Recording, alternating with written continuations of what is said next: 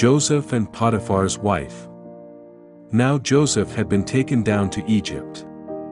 Potiphar, an Egyptian who was one of Pharaoh's officials, the captain of the guard, bought him from the Ishmaelites who had taken him there. The Lord was with Joseph so that he prospered, and he lived in the house of his Egyptian master. When his master saw that the Lord was with him and that the Lord gave him success in everything he did, Joseph found favor in his eyes and became his attendant. Potiphar put him in charge of his household, and he entrusted to his care everything he owned. From the time he put him in charge of his household and of all that he owned, the Lord blessed the household of the Egyptian because of Joseph. The blessing of the Lord was on everything Potiphar had, both in the house and in the field. So Potiphar left everything he had in Joseph's care. With Joseph in charge, he did not concern himself with anything except the food he ate. Now Joseph was well built and handsome, and after a while his master's wife took notice of Joseph and said, "Come to bed with me." But he refused. "With me in charge," he told her, "my master does not concern himself with anything in the house. Everything he owns he has entrusted to my care.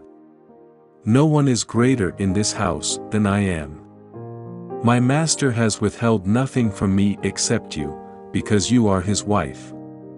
How then could I do such a wicked thing and sin against God?" And though she spoke to Joseph day after day, he refused to go to bed with her or even be with her.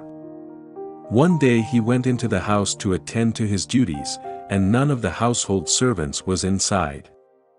She caught him by his cloak and said, "Come to bed with me."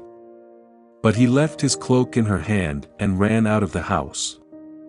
When she saw that he had left his cloak in her hand and had run out of the house, she called her household servants.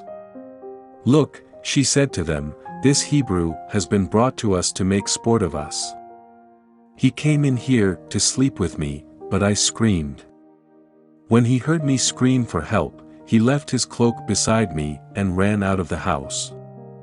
She kept his cloak beside her until his master came home. Then she told him this story: "That Hebrew slave you brought us came to me to make sport of me. But as soon as I screamed for help, he left his cloak beside me and ran out of the house."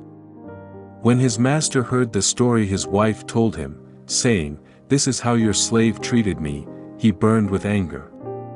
Joseph's master took him and put him in prison, the place where the king's prisoners were confined. But while Joseph was there in the prison, the Lord was with him. He showed him kindness and granted him favor in the eyes of the prison warden. So the warden put Joseph in charge of all those held in the prison, and he was made responsible for all that was done there. The warden paid no attention to anything under Joseph's care, because the Lord was with Joseph and gave him success in whatever he did.